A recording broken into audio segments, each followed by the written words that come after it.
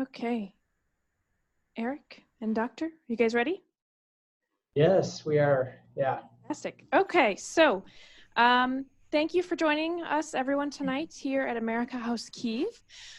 Maybe some of you know, maybe some of you don't, but I am a representative of Education USA, which organizes lectures every Thursday at America House at 5 p.m. on different topics related to US higher education. So I'll talk a little bit more about how to connect with us at the end, but hopefully that's what you're all here for tonight. So today we have what I think will be a really interesting and useful presentation about how to choose and prepare for standardized tests in English, which can be applicable for many reasons, not just university. But we have two wonderful speakers here with us today. Eric Scott, the director of the Intensive English Program at Northern Arizona University, and Dr. Valeria Bogorovich, who is a lecturer at the university. So I'll let you guys say a few more words about yourselves, but I'll pass it over to you now. All right. Thank you so much, Liz. Yeah, as she mentioned, we're both here from Northern Arizona University, and this is in, as the name says, Northern Arizona. So our part of the U.S. is very near the Grand Canyon. We're actually up in the mountains, not in the desert. And so that's kind of where we come from here in the U.S. And both of us have been here at Northern Arizona University for about 6, I think we're working on 7 years now. And in addition to that, I taught abroad for 7 years in the country of Turkey, so not too far away from you all there. And so, yeah, so we're so much looking forward to this time. And we're going to jump in. We have a lot of information. We're going to first start out by talking about the 3 tests, actually, kind of giving descriptions of them. And then we're going to move into some tips and some comparisons of those, and then leave some time at the end so you all can ask some questions. So I'm going to start off by actually letting Dr. Valeria, start us off with the TOEFL and the IELTS. All right, so let's talk about TOEFL versus IELTS. So if you guys are choosing, if you want to take IELTS or maybe TOEFL, let's take a look at what are the differences and what are the similarities of these tests. So in terms of delivery, both of tests are delivered in person. IELTS can be taken by paper or on a computer, but TOEFL is only on a computer, and there are some countries where TOEFL can be taken by paper, but those countries don't have computers. So if you're looking at taking a TOEFL, it's definitely going to be on a computer. In terms of length, IELTS and TOEFL are about the same length, 2 hours, 45 minutes versus 3 hours. In terms of cost, however, you can see that TOEFL is a little bit cheaper than IELTS. So the cost of IELTS computer test is even a little bit more than the paper test. And then when you think about sending your scores, so after you take a test, you cannot just tell the university, oh, these are my scores. You need to send an official score report to those schools that you're going to apply for. And with IELTS, you have 5 schools for free. With TOEFL, you have 4 schools for free. Each additional for IELTS is going to be 25, and for TOEFL, 20. The results. TOEFL gives you the results faster, but both of the tests have the same expiration date. So if you take a test today, for example, you will be able to use the scores for 2 years. After that, you need to retake the test. Moving on to the feature that is specific for TOEFL is My Best Scores. So it's a pretty recent feature. TOEFL didn't used to have it, but now you can send your best scores to schools if you take TOEFL multiple times. For example, you took the test and your scores were reading 22, listening 21, speaking 20, and writing 19. And then you take TOEFL one more time and your scores are 22, 19, 23, and 20. So what TOEFL will do, they will send your best scores for reading, best scores for writing, speaking, and listening. So maybe this is something that you want to try if you want to take a test multiple times. All right. Moving on to availability. TOEFL is available at more locations than IELTS. And when we think about the score, TOEFL scores are on from 0 to 120, and IELTS gives you just a band. It can be 7, 7.5, so from 0 to 9. Moving on to specific skills. If we look at IELTS and TOEFL, they both test listening skills. So listening IELTS listening has 4 passages, whereas TOEFL listening has 6 or 9 listening passages. If TOEFL has 9, 3 of them are not going to be graded and they're just piloted. The length, 30 minutes versus 41 to 57 minutes. And I think that the biggest difference is in terms of the topics. So IELTS has an everyday conversation, speaking about an everyday topic, an educational conversation, and a lecture.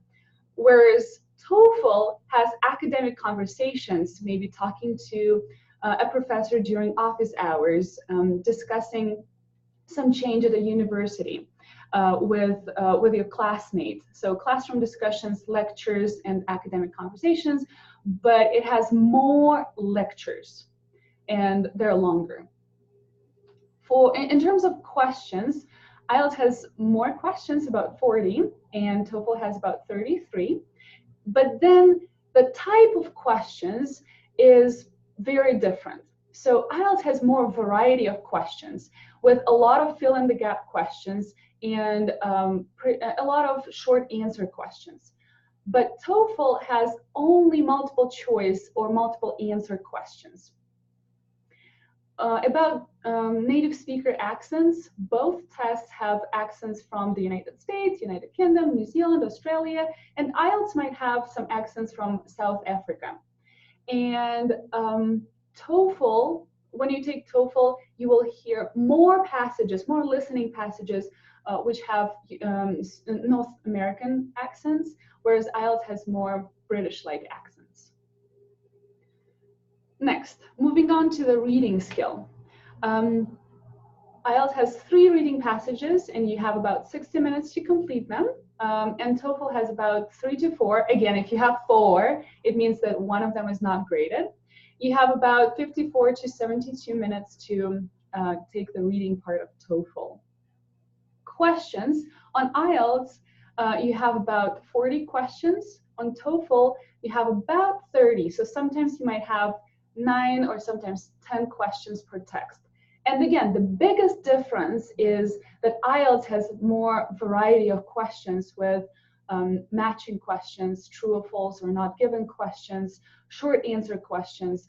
But TOEFL does not have that many different types of questions. So most of the questions are multiple choice or multiple answer. And then you have insert text when you have a reading passage, and then you need to insert a sentence into that passage. And then just like on IELTS, you have a summary or fill in the table where you just talk about when you select the most important information from the text. All right, now we're talking about writing. Writing is, well, pretty similar because they both have 2 tasks. You have more time to write the IELTS writing, about 60 minutes, and about 50 minutes for TOEFL. The first task on IELTS is very different from the first task on TOEFL.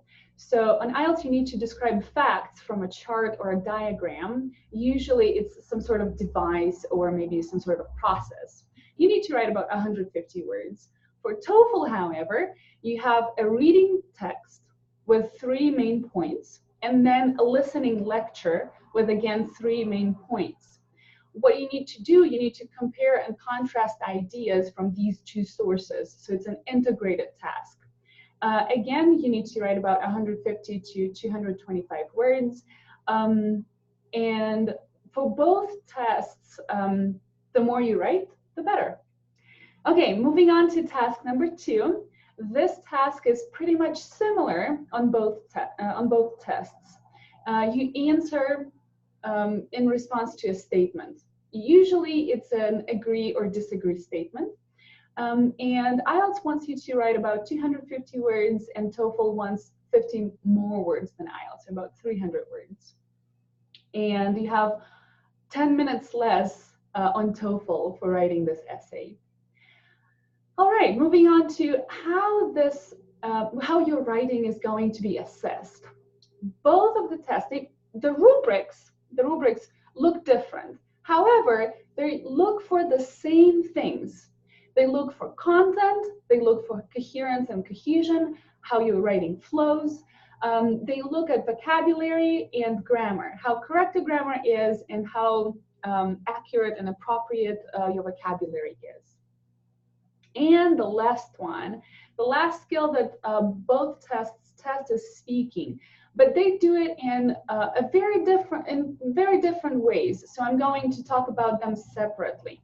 So on IELTS, the speaking task has 3 tasks, and it takes about 11 to 14 minutes. The first one is just an interview and introduction.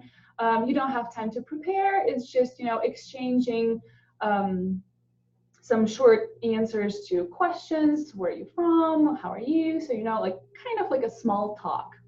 The second task, however, does have preparation time, and then you have about 2 minutes to speak.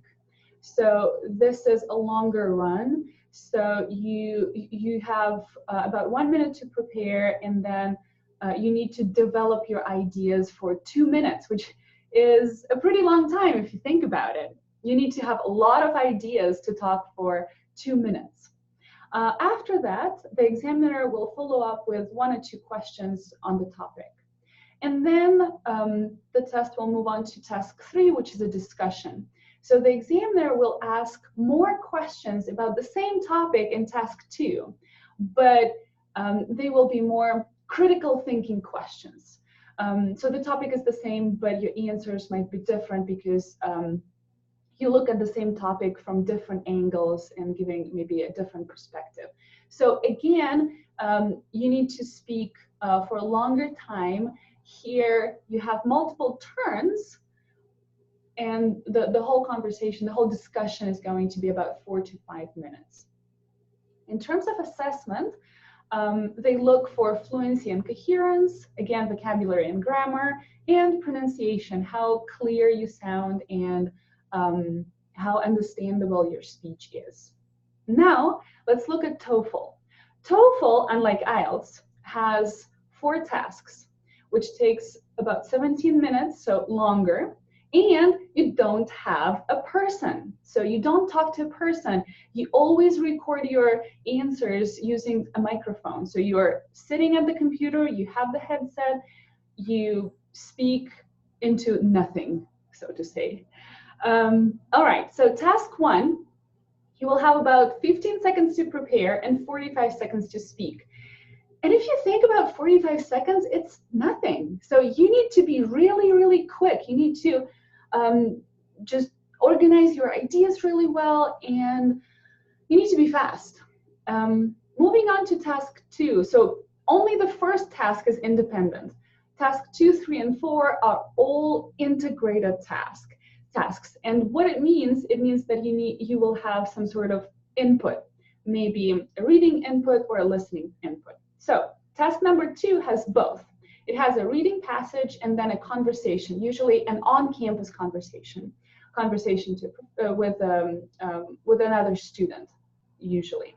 And then they will ask to summarize the information from the short reading passage and information from the conversation in order to answer the question. Usually, you need to explain the opinion that was introduced by a speaker. Task 3 has a passage, again, a reading passage, and then instead of a conversation, it has a lecture. And then again, you have a question, and you need to integrate the information from the reading passage and the lecture in order to answer the question. Task number 4 is maybe simpler because you have only one source, but it's a little bit more difficult because usually the topics of the lectures there, they're not easy. So usually each lecture has about 2 main points, and you need to summarize those 2 main points. And as you can see, you have only 1 minute to speak. So you need, again, to be really fast, to think fast, to organize your ideas fast in order to cram all that information into just 60 seconds. And in terms of assessment, pretty much it's the same as IELTS. They're looking for fluency and comprehensibility, so how well your pronunciation is, how well you can speak. They look at content, so how well you understand the information from the sources, and language use, which is vocabulary and grammar. The interesting thing here is that when TOEFL speaking is rated, it used to be just 2 human raters. Now it's 1 human rater and 1 software rater. So they do a speech rater, but all the rating is monitored, and it's really robust. So, all right, now some tips. TOEFL versus IELTS, which one I should choose? So this is my perspective. Maybe it might be different from perspective of other people, but I think that if we think about reading, IELTS has more question types and it has more writing. So when you answer those questions, you need to be sure that your spelling is up to par. And because if you make spelling mistakes in the reading part, the points will be taken out. For TOEFL, it's more multiple choice questions. So it's more reading. So you did the reading, and then now you need to do more reading all the questions, all the options. So it's more reading intense. In terms of listening part, I think my perspective here is the same.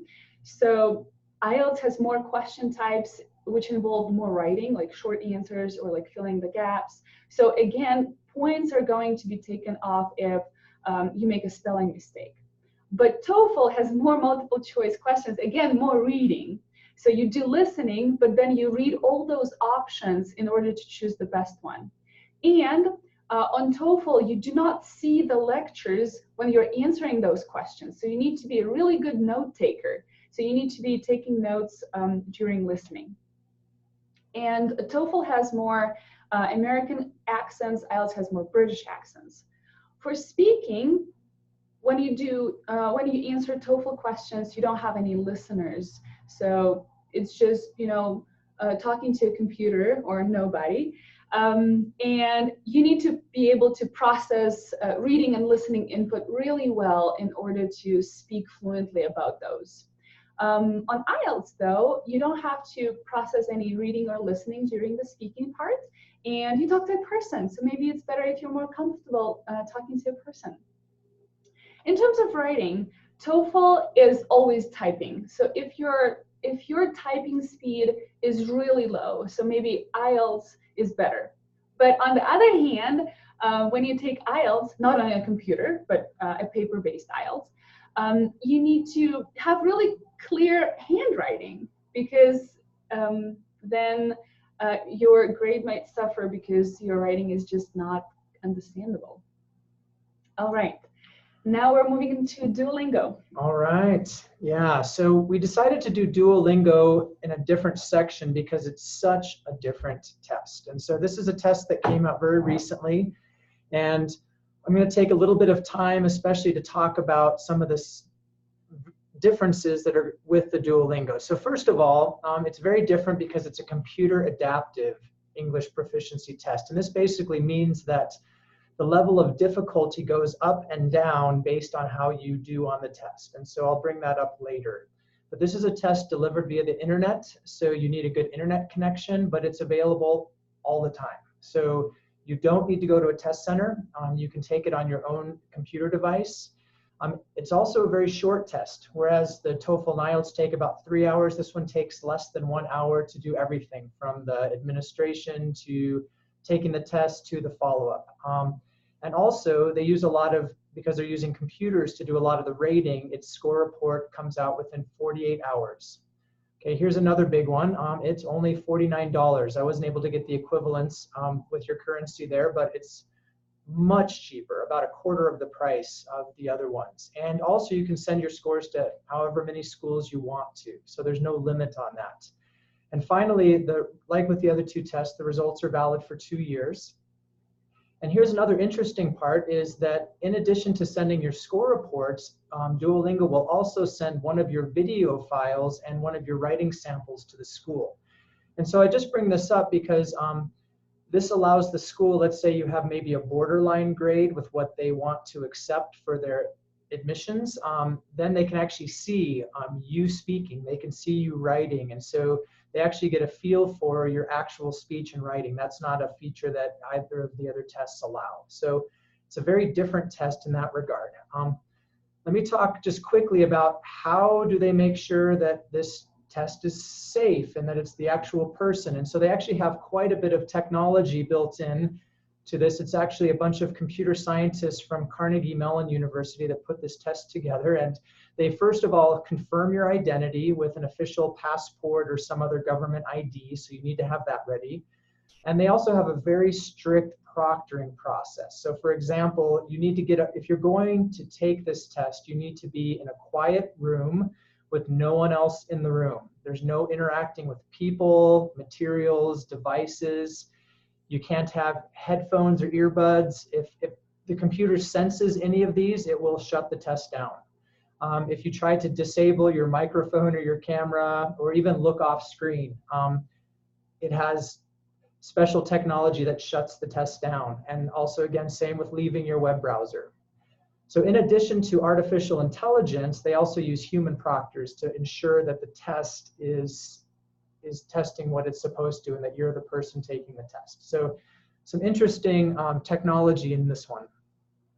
So let's talk about the different tasks. The first 4, I'm going to go into a lot more detail on: the C test, the yes/no vocabulary, dictation, elicited imitation or read aloud, and then the last 2 are very similar to the TOEFL and IELTS, which are the speaking and writing.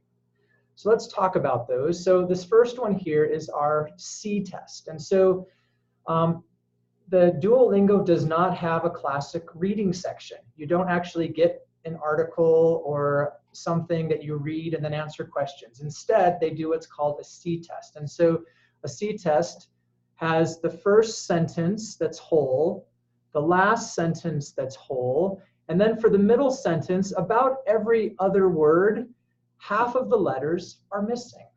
And so basically what you need to do is you go through and you type in the missing letters. So the orange letters here are ones that were typed in.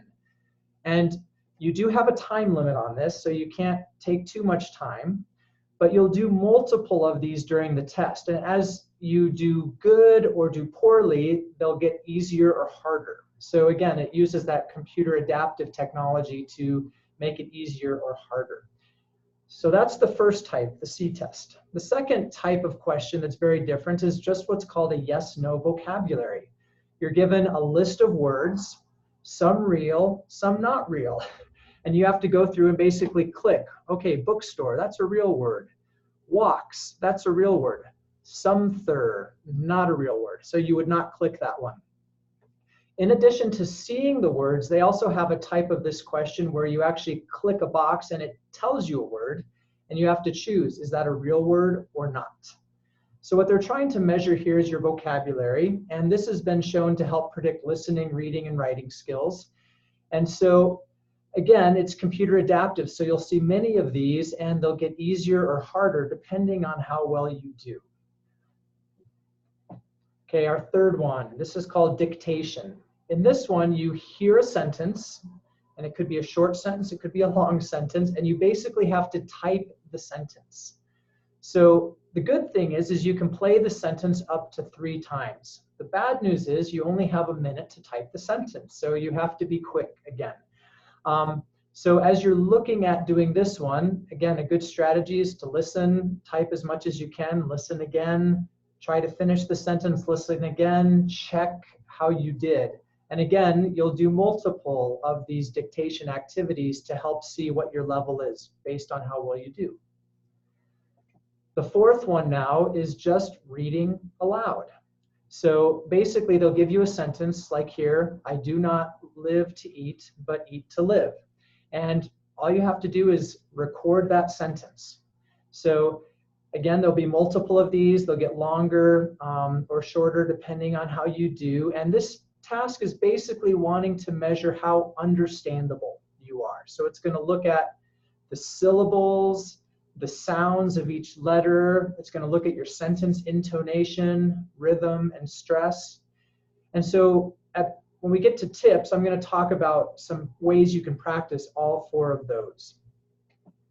Again, there is an extended speaking section.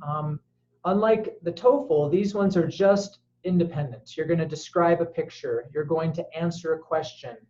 2 that are based on written questions, 1 that is based on a spoken question. And here's another interesting thing. These will be easier or harder depending on how you did on the earlier sections in the test. So if you were struggling earlier in the test, you will have easier prompts. If you did very well earlier in the test, you'll have more difficult questions. And that's also the case for the writing. In the writing, there's going to be picture descriptions, and also there's an independent writing task. These are all quite short, but they also have time limits. And so if I remember right, I think the 50-word one was about a 3-minute. I can't remember exactly. And I think the longest, they did even want 100 or 150 words where they had a 5-minute limit on that one. So you really have to jump in quickly. Oh, sorry about that. You have to jump in quickly to be able to answer these questions in your writing. So like with the TOEFL and IELTS, the speaking and writing sections are evaluated on your grammar, on your vocabulary, on the task content, did you answer the question correctly, on the length, and then also on your fluency in the speaking tasks. So, one second, someone's calling me. Let's see if I can, okay, get that silenced. So I was going to go on a Duolingo walkthrough, but I'm going to jump past that. We might have time near the end there. Instead, I want to compare the test scores. We looked at this earlier, but I want to talk first of all about the bands. So the Duolingo is based out of 160 points. The TOEFL IBT is out of 120 points, as was mentioned earlier, and the IELTS out of 9. So as you look through this, I took this from the Duolingo website that I listed earlier. As you go through, a lot of you are probably familiar with the Common European Framework. The A1, A2 bands kind of hit Duolingo up to 55, TOEFL up to 25, and IELTS up to 4. Then the B1 band is often the students that we see in our program that we're helping develop their English skills and getting them ready for the university. That's kind of the Duolingo bands from 60 to 85, TOEFL from 26 to 61, and IELTS again starting at about 4 and going up to 4.5. Okay, the B2 band is where you start getting people who are getting ready for the university admissions. And so, for example, I'll show an example of NAU in just a moment, but most institutions are kind of here at the IELTS 6, TOEFL around 70, and Duolingo around 95.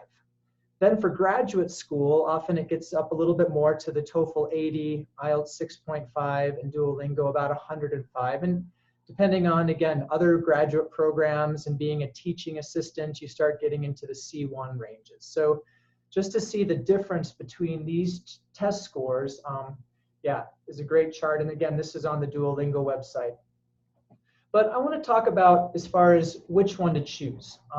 So whenever you're looking at which test to take, you always want to look at the university you want to attend or the program you want to attend. Duolingo is a very new test, and so there's not a lot of universities that are taking it yet. That is probably going to change, but it's a newer test. But for example, here's Northern Arizona University. These are our English entrance requirements, not for our program, but for just directly entering into the university. And this is undergraduate. The graduate has a separate page. But for our undergraduate, this is what our university takes, and this is fairly common around the US. So TOEFL 70 IBT, and you'll want to look, is my best score accepted or not? That might help you make a decision if you want to take the TOEFL a couple of times. IELTS 6, Duolingo 95. And you can see there are also several other tests that Northern Arizona University also takes. So if those are other ones that you're interested in, but when you're choosing which one to take, make sure the university accepts it. So what we're going to talk about now are some tips. So I'm going to turn it back over to Valeria. All right, so let's start with some general tips. So if you want to take a test, well, practice makes perfect. You need to practice after you choose the test that you want to take. You need to be preparing for the specific tasks and specific question types of this test. There are a lot of test preparation books that can be very helpful for you when you study. Also, it is extremely helpful to find a study group or a study partner. So if you know other people who also want to take the same test, it's amazing that you can do so much more when you pair up or have a study group. Then you would like to enhance your vocabulary. And here we're going to list some resources. So one of the resources that I like is vocabulary exercises for academic word list. And what you do, you study those words which are more frequent in academic situations. So those words you will see on IELTS, you will see on TOEFL, you will see them a lot. So instead of studying all the words, you're studying some specific words which are going to be helpful not only on the test, but also after the test when you enter your university. So moving on to grammar, you can do so many things with grammar. But if you want to do something online, I like this website, which is called Learn English Feel Good. And it has a lot of different exercises where you can practice your grammar. It doesn't have a lot of explanations. So if you think that your grammar, that you need to study some information about grammar before practicing it, then you need probably some other resources. Moving on to reading.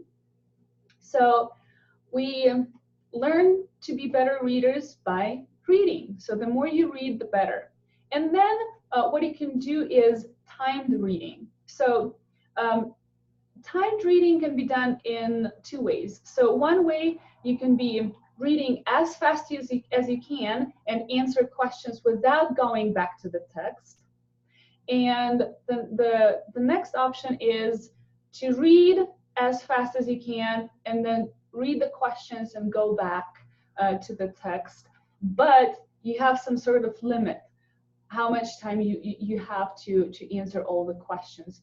And you want to simulate the test here. So you want to practice within the time limits that you will see on the test, because the more prepared you are for the stress and time limits on the test, the better you will do on the test. Next, some reading strategies, and there are so many of those. And if you want to practice some test-taking reading strategies, you can read more about them. And one of the common strategies is to read the question and then read part of the text. Maybe it works better for you instead of reading the whole text and then going to and read the questions and going back to the text.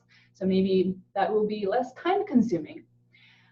In terms of listening, practice note taking, always. That's a really good skill that you will need not only for the test, but also after when you go to your university. Also practice listening to various accents, American accents, British-like accents, and you can also do some listening, which is not test specific, but it's more academic. For example, you can listen to free open Yale courses. So you will see lectures there. What you can do, you can take notes. You can answer questions on the website. And also, you can take some free online MOOCs like edX, Coursera, Open to Study. Open to Study, by the way, is an Australian-based MOOC. So if you want to have more practice with New Zealand, with accents from New Zealand or Australia, this is the MOOC that you might be interested in taking. However, unlike open courses, some MOOCs have some specific start dates. So sometimes they're not available right away. Maybe you need to wait. But the good news is that all these resources are free. In terms of speaking, again, number one tip is prepare for the specific test. Prepare for the specific test. And what you can do to just generally improve your speaking, you can go to NGVID on YouTube and listen to some tips. There are a lot of different teachers. Some of them are from Canada, and you can listen to what kind of tips they can give you to improve your speaking or vocabulary or grammar, not only speaking.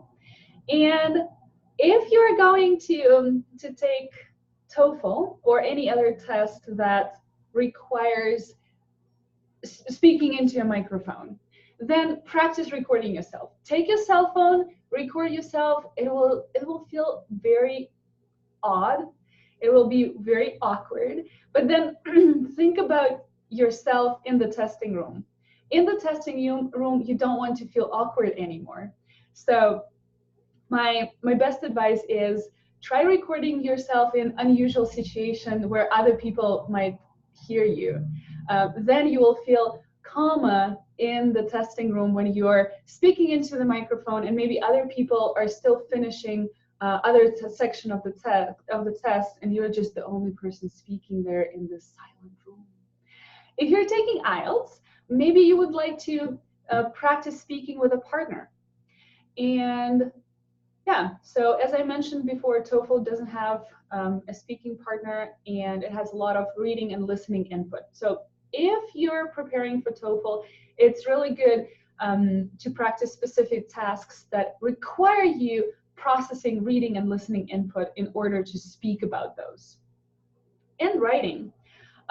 Practice typing or practice handwriting clearly, legibly. Organization of ideas and clear topic sentences are important for any test you want to take. And here I have a link to Harvard Writing Center, which has strategies for essay writing. It talks about topic sentences, it talks about organization of ideas, and all the important things for writing at universities. Okay, so some of the special tips now for Duolingo. So it's, again, good to practice these test types. So if you're wanting to make a C test, it's actually quite easy. You can pick a paragraph from anywhere. Again, don't change the first or the last sentence. And in the middle sentences, erase half of the letters in about every other word. Then go back and try to write in those missing letters and check yourself. How well did you do? So here's an example I created from the website breakingnewsenglish.com. And this is a website that has a lot of short news articles that are actually, you can get them easy, medium levels, and advanced levels. And here's one based on basically Scandinavia that I just got off the web just yesterday. And so the first sentence is normal. And then from there, you go in and say, okay, the Nordic region holds the top 3 places of the US News and World Report's list of best countries for raising kids. So this is just an example of that C test that you can make. It takes about a minute to make one of these. You could, again, get a small study group for those of you that are teachers out there. You can make these for your students. And again, this is also just a good way of seeing how well you're able to understand as you read something and putting these words together. So that's the C test, a way to make that. Okay, Duolingo, they really work on testing your receptive vocabulary. That's the vocabulary that you just know exists. You know it is. And so one of the best ways to increase your receptive vocabulary is doing what we call extensive reading. Basically, you find a book in English that's you can understand most of it and just read every day, 20 to 30 minutes. Find something you enjoy. It doesn't matter. It could be a newspaper. It could be a book. Just read a lot. That'll expose you to a lot of words. So when you take the Duolingo test, you'll recognize those words and you can choose them. Just a little note on the side, if you notice a word that you don't know and you see it repeating, that's a good word to maybe put in a vocabulary journal and look it up and get to know that word a little bit more. Another thing is you can watch movies with English subtitles. Man, there's a great way you both hear the word and you see the word. And again, this exposes you to a lot more words. And these are just some fun ways. Another thing, in addition to the earlier vocabulary activity that Valeria mentioned, you can also use a flashcard application like Quizlet. They also have some with the academic word list to focus on those academic words that you'll need for the future in a university. Yeah, and the good thing about Quizlet is that you don't need to create one. Well, Yeah. you can if you want to, but you can also search for existing Quizlets. And if you are interested in academic word list, you just can search academic words, academic list on Quizlet, and then you just add those Quizlet slideshows to your account, and you just look at them. You can have flashcards, you can write them, you can spell them, you can create a test for yourself. Really, really useful resource. Yeah, great app. So as far as the reading out loud, one thing I always encourage students with their pronunciation is to do what's called listen and repeat. And so there's a website, manythings.org, that's put together a YouTube channel where they actually have a sentence. They have a native speaker speak the sentence, and then you have the chance to try to read it out loud in the same way that the native speaker did. So this helps you with your pronunciation of words. It also helps with sentence stress. And this is a great tool, again, if you're wanting to just practice your sentence pronunciation, use this manythings.org or its YouTube channel. And you can also do that with VOA special reports. I have a screenshot here of one of those special reports. You can practice reading aloud after you hear the native speaker read that. And it has great subtitles there for you to work with. So that's just some practice to both hear what the native speaker said and then move into you trying to also say that with a similar rhythm, similar word pronunciation, and things like that. So the last one was the dictation typing. And so this was, again, you hear a sentence and you have to type it. So there's actually an app that lets you do that. It's called speechling.com. And so here's a screenshot.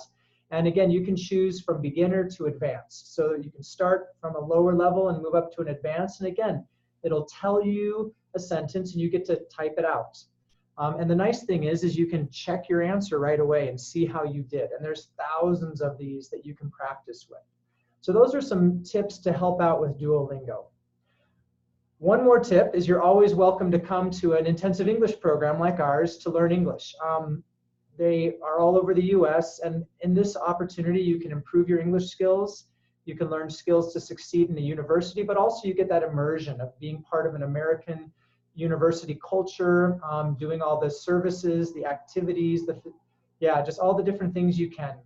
And if you hate English proficiency tests, one thing about a lot of programs like ours here at NAU is once you're in our program, you don't have to take a placement test again. Once you graduate from our program, you get to go to the university without a placement test. So just another little piece there, just saying as far as a tip, if you don't even want to take a placement test.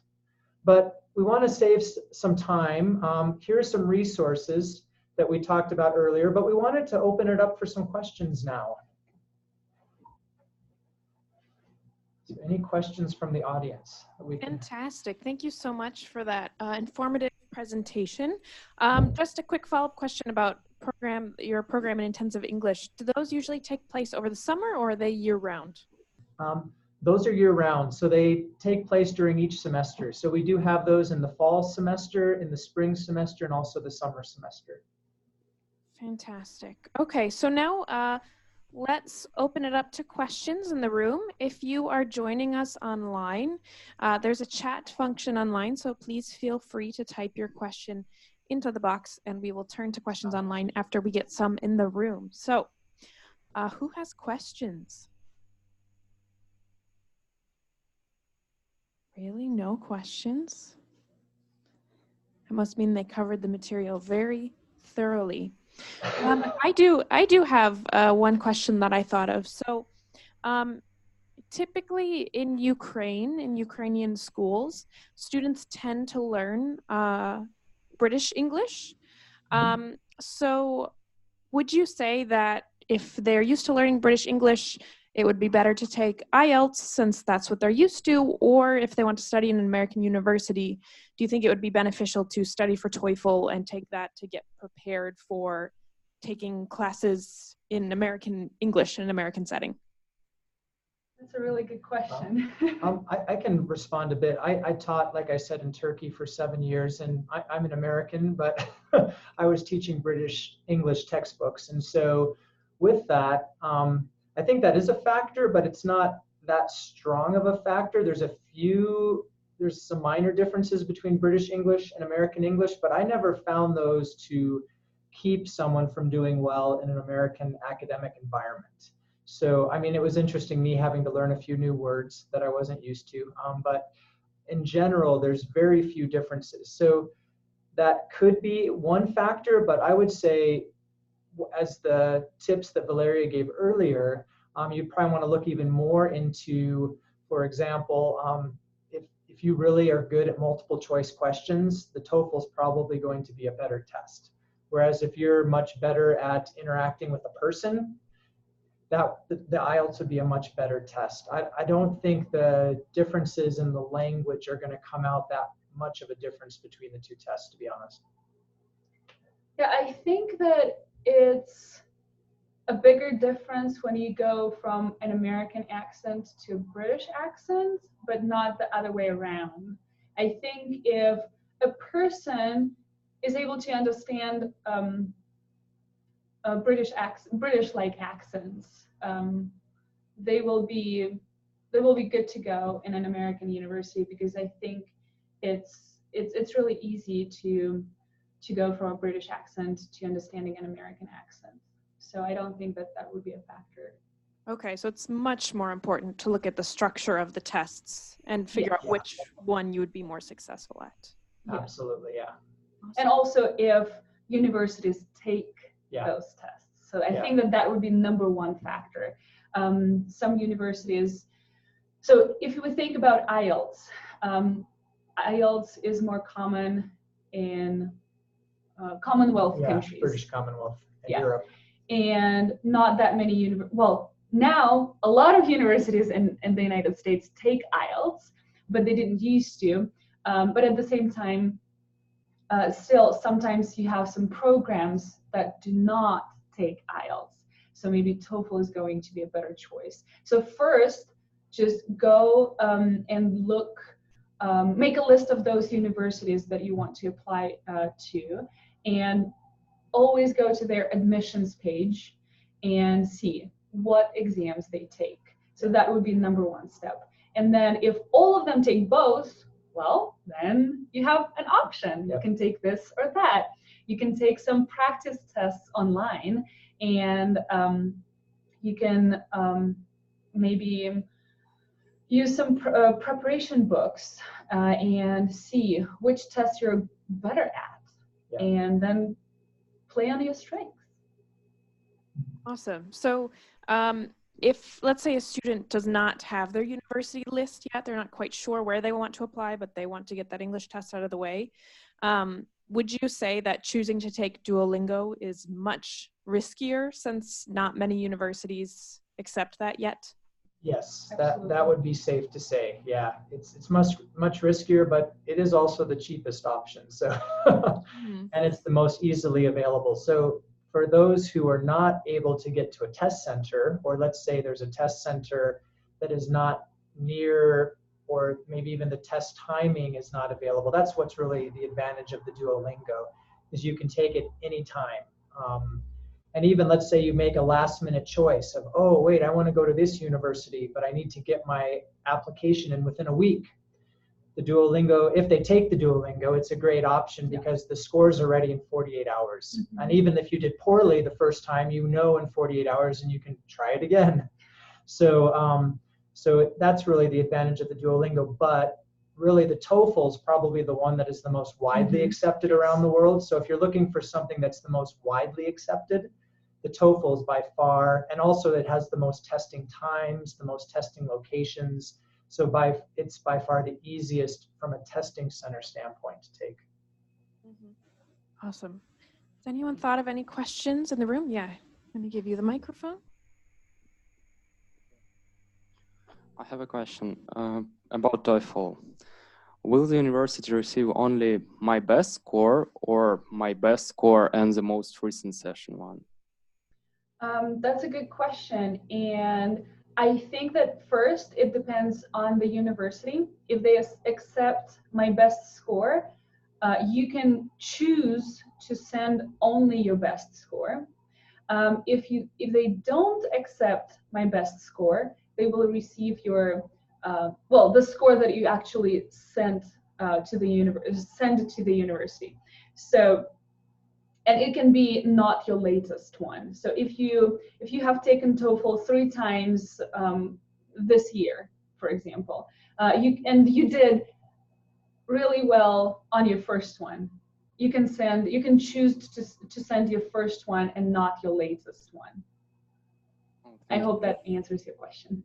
Thank you. Fantastic. Hello. I missed the beginning of your lecture, and I want to know how does it cost TOEFL courses, full courses? If I remember right, I think the TOEFL test was about $200 US, and I think the equivalent when we looked up the site in the Ukraine was 4,400 of the local currency. And so, and so are you talking about the actual test or about a preparation course? Thank you. Do you want to know about the cost of the test or of courses that prepare you for the test? Prepare. Okay. Yeah, I'm not sure about what local courses cost that prepare for the test there. That would definitely be something that you could look into, and that I'm sure, yeah, the people there can help with. But the actual test, I think it was 4,400 of the local currency. Yeah, and if we're thinking about our program, 400 yuan or dollars? No. I'm joking.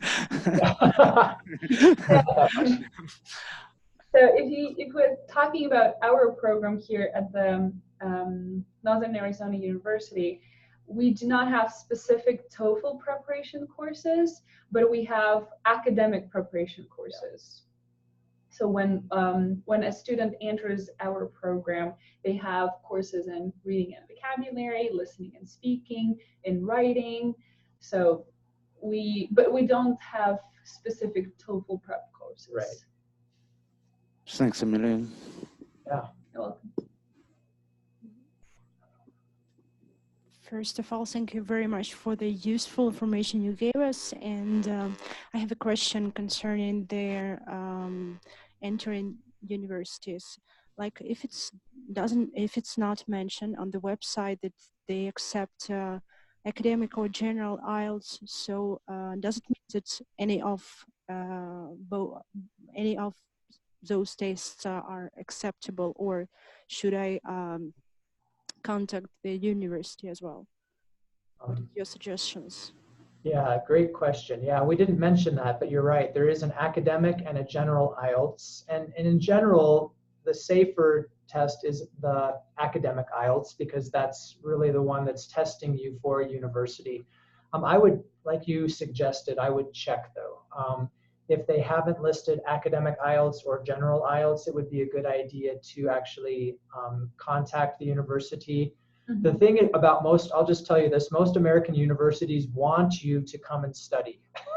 So they will contact you very quickly. They will work with you very closely to answer any questions. They're very eager to have students come and study. So yeah, always, if you have any questions, contact the university admissions departments, and they will have people who will answer any of your questions like that. That's so true. Yeah. Thank you very much. And one more question. Yeah. Maybe you know it. that, so it's possible to get an exception as a student to any of university if I had a diploma delivered in English in Ukraine. Mm-hmm. Without That is, oh, go ahead. Without any tests, like if it's mentioned in my diploma that I got education in English in Ukraine. Yes, so when I showed the slide earlier, it would take me a minute to put it back up, but most universities also allow, for example, if you got your English diploma, your high school diploma from an English high school, often they do take that. Or for example, if you've taken, for example, an English composition or English courses from a university in the Ukraine that was taught in English, often that is even acceptable for admissions purposes. So again, that's a question that you'd have to look at the university website. They have specifics, for example, if you went to an international baccalaureate school, for example. They have other exceptions if you took the ACT test, which is a common test in the US to get into universities. So in any of those, there's often multiple ways that you can be admitted into a university. But it's so much dependent on the university. And if we're talking about master's degree versus undergraduate degree, it can also be drastically different. Yeah. So, and if we're talking about a PhD degree, it can be also different, and it can be also so much dependent on a specific university, specific program. So, like for example, if we think even about our university, Northern Arizona University, and you want to do your master's degree at the Department of Forestry, the requirements can be so much different than if you want to do your master's degree in the applied linguistics, for example. So that would be like, there is no clear answer to that question. If the answer can be given, it's like, yes, it's possible, but, and then we need to take into account all the different universities, all different programs, if we're talking about master's or PhD degrees. Okay, thank you very much. And there are people at the universities whose job it is to answer your questions about admissions and things like that. So never feel shy about reaching out and asking if you're not sure. And we'll actually have a lecture in February about how to communicate with those people. All right, I think we have time for one more question. If there's one in the audience, I didn't see any online, but last call for questions online. Okay, then I have one last question for you. Sorry if I missed this, but when should students start preparing for these tests in order to get the highest possible score? That's a great question. And well, if we think about it, we need to think about the level of the student first. So if you think that you are in the B1 category, if we're talking about Common European Framework, if you think that your level is about B1, then you probably need about 3 to 6 months of preparation. A year would be the best. If you think that you're an A2 or maybe even A1, your English is not up to par, then you think about 2 years, I guess. Yeah. If you think that you are in B2, close to C1, probably my best advice would be take about 3 months and you should be good to go. Yeah, and focus that time on practicing those test types so that you're used to what you're going to do. And at very minimum, at least take a practice test one time. I know all 3 of the tests have free online practice tests. And so you can go in there and practice those and just see, what does the test feel like? Because if you've never taken a 3-hour TOEFL test, it's a lot of pressure. It's extremely tiring and it's a lot of pressure. And if you've never taken the very short Duolingo test, where you've just got like a minute to pick these words and you've never done that before, it creates a lot of nervousness. So definitely take the practice test at the very minimum. But yeah, I would agree with those estimates that Valeria gave. Yeah, I have one more thing to add. When I say 3 months or like 6 months, I'm not saying that like, oh, 3 months, 3 times a week. No, every single day. Yeah. 3 months, every single day. Some skill. Listening on Monday, reading on Tuesday, Wednesday is speaking, Thursday is writing, and then maybe all the skills on Friday, and then maybe have the weekend off. But then during the working week, you need to be doing it every single day for pretty extensive amount of time. Awesome. Thank you so much. Yeah, I like to remind people also that these tests are expensive. So if you have to take them once and you can do, get your highest score on the first try, that's certainly a lot better. Yeah. Thank you both so much for that awesome, informative presentation. I can also add that at our Education USA Advising Center here in Kyiv, we have test prep materials. We don't offer courses, but we have books. You can come in, sit in our library, use these official materials to help prepare you for tests. And if you're joining us online from the regions of Ukraine, all the Window on America centers in the regional capitals, the Oblast capitals, have test prep materials as well. So there's lots of ways out there to prepare. So start early, think ahead. Thank you guys so much. And for those of you who are here in person, I have some information about EdUSA if you've never heard of us before and how to find us on social media. But thank you so much, Eric and Dr. Bogorovich, for joining us this early Arizona morning. And I'm sure that if anyone who's joined us today has any questions, they can contact you guys online. Is that right? Absolutely, yeah. No, thank you too for having us.